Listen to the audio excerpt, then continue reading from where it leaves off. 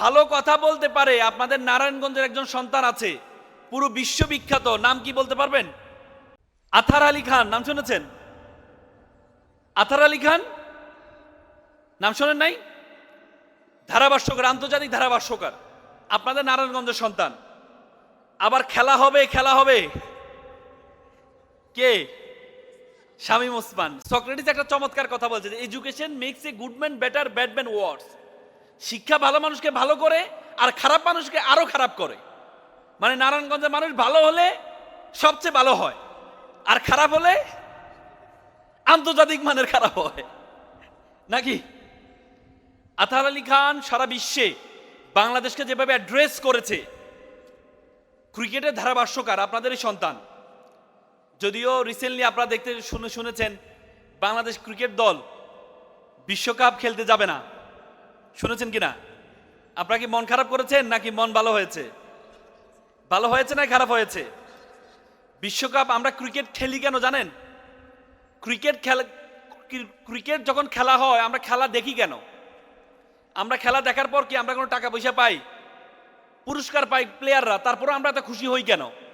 তারা হাসলে আমরা হাসি, তারা কাঁদলে আমরা কাঁদি কেন? কারণ আমরা মনে করি তারা আমাদের দেশকে অ্যাড্রেস করছে। তারা যদি ভালো করে আমাদের দেশের সম্মান হবে সারা বিশ্বে, আমাদের দেশকে তারা কি বিশ্বের দরবারে তুলে ধরবে। সেই ক্রিকেটে যদি আমাদের দেশকে অবমূল্যায়ন করা হয় তাহলে এই খেলা আমাদের জন্য কোনো দরকার নেই। দরকার আছে? দরকার নেই। মোস্তাফিজুর রহমান খেলতে যায়, আইপিএল খেলতে যায়, তার নাকি সিকিউরিটি সমস্যা হবে।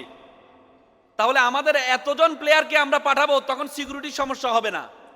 এতদিন পর্যন্ত আমরা বলতাম আইসিসি মানে ইন্ডিয়ান ক্রিকেট কাউন্সিল। এবার তারা ঘোষণা দিয়ে আমরা যদি না যাই তাহলে আমরা বিশ্বকাপ খেলতে পারবো না। ঘোষণা দিয়ে তারা প্রমাণ করে দিয়েছে ইন্টারন্যাশনাল ক্রিকেট কাউন্সিল আর ইন্টারন্যাশনাল ক্রিকেট কাউন্সিল নেই, এটা ইন্ডিয়ান ক্রিকেট কাউন্সিলে পরিণত হয়েছে। কোনো মারামারি হয়েছে? ডক্টর মোহাম্মদ ইউনূসের সাথে কোনো ঝামেলা হয়েছে? তাহলে তারা আমাদেরকে শত্রু ভাবে কেন বলুন তো? তারা আমাদেরকে শত্রু ভাবে কেন? তারা আমাদেরকে এই জন্য শত্রু ভাবে, এই 54 বছর তারা আমাদেরকে শাসন করেছে, শোষণ করেছে। যে নেত্রীর মাধ্যমে শোষণ করেছে, এই নেত্রী চলে গিয়েছেন, আমরা কিন্তু ওনাকে বিতাড়িত করিনি, উনি নিজে চলে গিয়েছেন। এই জন্য তারা আমাদের উপর ব্যাপক নারাজ, তাদের মন খারাপ।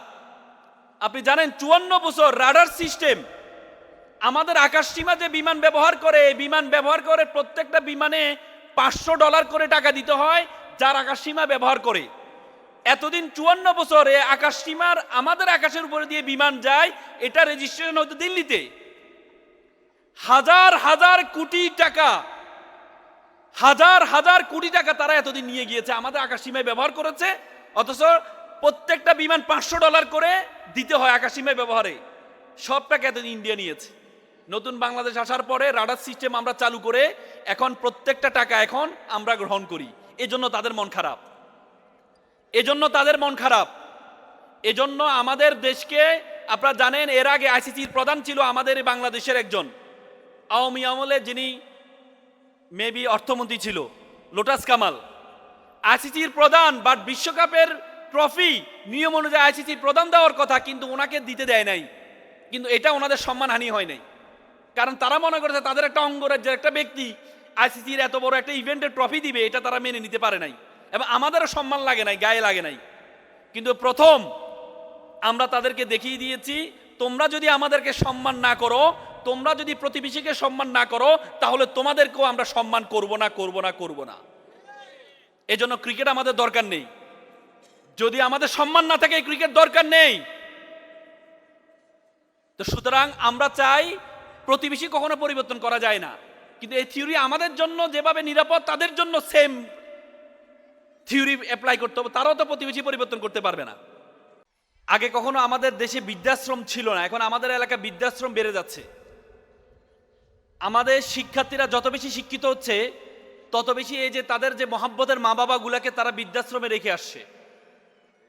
এটার মূল কারণ হচ্ছে আমরা জাগতিক নলেজ অর্জন করছি, কিন্তু জাগতিক নলেজের পাশাপাশি যে ধর্মীয় নলেজ, সেটার সমন্বয় হচ্ছে না।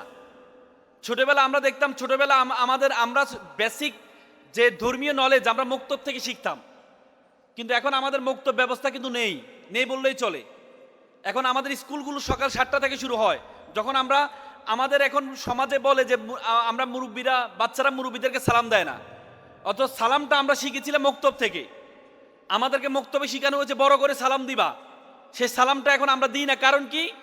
কারণ হচ্ছে আমাদের শিক্ষা ব্যবস্থাকে এমনভাবে সাজানো হয়েছে যে ইসলামিক নলেজ বা ধর্মীয় knowledge, what ever it is, যে কোনো ধর্ম, ধর্মীয় নলেজ যে শিক্ষা অর্জন করতে হবে, সেই শিক্ষা থেকে আমরা পিছনে চলে আসছি।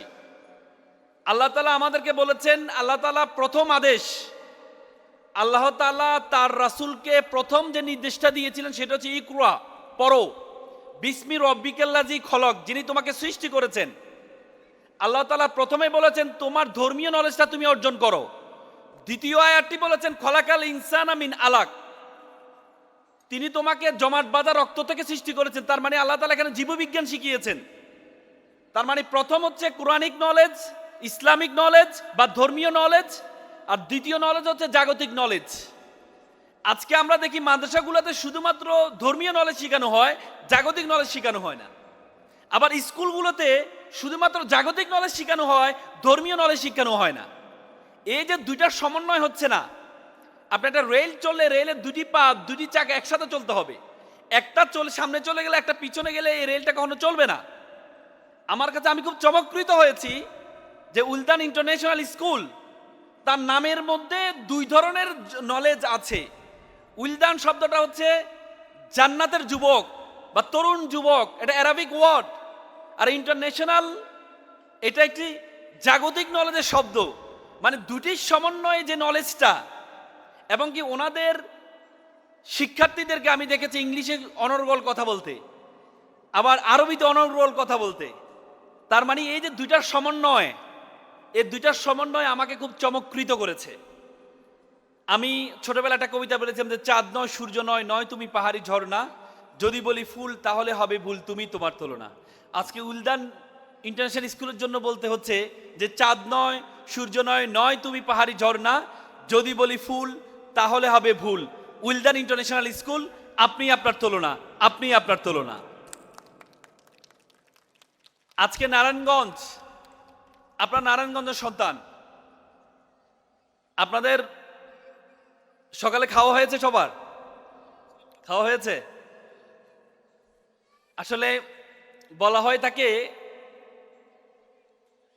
মানে খালি পেটে কথা শোনা খুব কঠিন কাজ, আর সবার পরে কথা বলা এটা আরো কঠিন কাজ। কারণ আপনাদের এখন আর মানসিকতা, একটা মানুষের সর্বোচ্চ মনোযোগ থাকে সর্বোচ্চ 2 থেকে 3 ঘন্টা, এরপর আর মনোযোগ থাকে না। যারা প্রধান আলোচক বা প্রধান অতিথি, তাদের জন্য কথা বলা খুবই ডিফিকাল্ট। কারণ আপনাদের শিক্ষার্থীদের মাথায় ঢুকে গেছে যে আমাদেরকে ক্রেজটা দেন, পারলে একটা কিল দেন, তবু আমাদেরকে ছেড়ে দেন। আর অভিভাবকদের কথা হচ্ছে আমাদের একটু পর রান্নাবান্না বিষয় আছে, বাসায় সবার তাকিয়ে আছে, যেতে হবে।